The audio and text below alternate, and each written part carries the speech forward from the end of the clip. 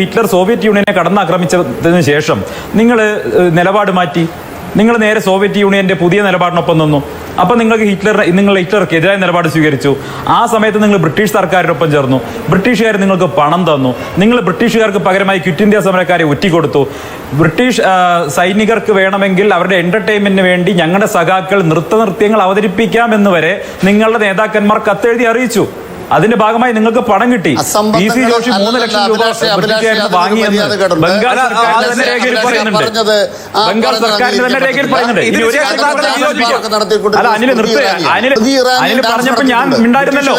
അല്ല, ഞാനൊന്ന് പറഞ്ഞോട്ടെ. അല്ല, ഷാനിൽകുമാർ പറഞ്ഞതിന് ശേഷം ഞാൻ അങ്ങേക്ക് അവസരം തരാം. എന്ന് വൃത്തികെട്ട വർത്തമാനം പറയുന്നത്. അല്ല, ഒരു സ്ത്രീ ഇത് പിൻവലിക്കണം. ഒരു സ്ത്രീയാണ് ഇവർ അവഹേളിക്കുന്നത്. അല്ല, നോക്കൂ, ഞാൻ പറയുന്നത് ഒരു സ്ത്രീയാണ് ഇവർ അവഹേളിക്കുന്നത്. അല്ല, ആരും ആരെയും അവഹേളിക്കുന്നത്.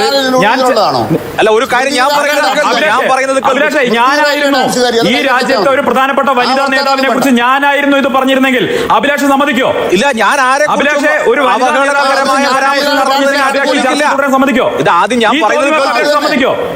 ആരായാലും തോന്നിവാസം പറഞ്ഞവനെ ഇറക്കി വിട്. അല്ല, ആരെയും അവഹേളിക്കരുത്, ആരും ആരെയും അവഹേളിക്കരുത് എന്നുള്ളതാണ് ഈ കാര്യത്തിൽ പറയുന്നത്. ഇപ്പൊ ഞാൻ പറയുന്നത് നിങ്ങൾ കേൾക്കൂ. നോക്കൂ, ഞാൻ ആദ്യം സന്ദീപ് വാര്യർ പറയൂ, അതിനുശേഷം ഞാൻ ഷാനിൽകുമാറിന് യോജിക്കാനുള്ള അവസരത്തിന് അങ്ങനെയല്ലേ ഒരു ചർച്ച നടത്താൻ പറ്റുള്ളൂ. കാര്യങ്ങൾ പറയുമ്പോൾ ഒരു വനിതാ നേതാവിനെ ഒരു തോന്നിവാസം പറയുന്നത് തെമ്മാടിത്തം പറയുന്നോ? അല്ല, ഇത് ഇങ്ങനെ ഈ തരത്തിൽ നമുക്ക് ചർച്ച നടത്താൻ പറ്റില്ല. ഒരു വനിതാ നേതാവിനെ കുറിച്ച് പറഞ്ഞത് അഭിലാഷ് സമാധാനം പറയേണ്ടി വരും. ഇല്ല, ഞാൻ പറഞ്ഞല്ലോ, അഭിലാഷ് സമാധാനം പറയേണ്ടി വരും. ഞാൻ എന്തിനാണ് ആളുകൾ പറയുന്നതൊക്കെ സമാധാനം പറയുന്നത്? ഒരു വനിതാ നേതാവിനെ കുറിച്ചാണ് ഈ കേട്ടാലറിക്കുന്ന ഭാഷയിൽ സ്ത്രീ വിരുദ്ധ പരാമർശം നടത്തിയത്.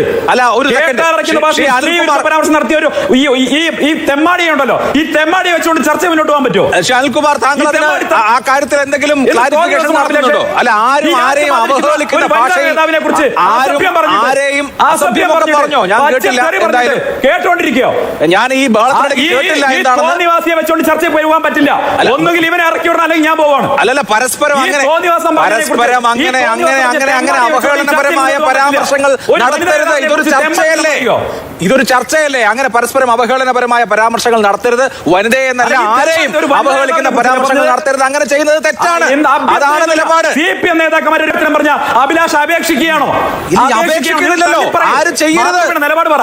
അത് കഴിഞ്ഞിട്ട് മതി ചർച്ച. അല്ല, എന്താണ് തള്ളിപ്പറയ ഈ തെമ്മാടിയെ തള്ളി ചർച്ച. ഞാൻ ഈ ചർച്ചയ്ക്ക് ഞാൻ പോവാ. അല്ല, കേൾക്കൂ, ഈ അനിൽകുമാർ എന്താണ് പറഞ്ഞത്? എന്താ ഇവിടെ സംഭവിച്ചത്? എന്താ ഇവിടെ എനിക്ക് മനസ്സിലായില്ലേ? അനിൽകുമാർ എന്താണ് ഈ നിങ്ങൾ തമ്മിൽ വന്നിട്ട് ഞങ്ങളുടെ സഖാക്കള് ബ്രിട്ടീഷുകാരുടെ നൃത്തക്കാരായിരുന്നു എന്ന് ഈ ചർച്ച പറഞ്ഞപ്പോൾ ഞാൻ കേട്ടോണ്ടിരിക്കണം. ശരി, ഓക്കെ, നൃത്തത്തിന്റെ പാരമ്പര്യമുള്ള ആളുകളെ കുറിച്ച് നമുക്ക് പറയേണ്ടത്.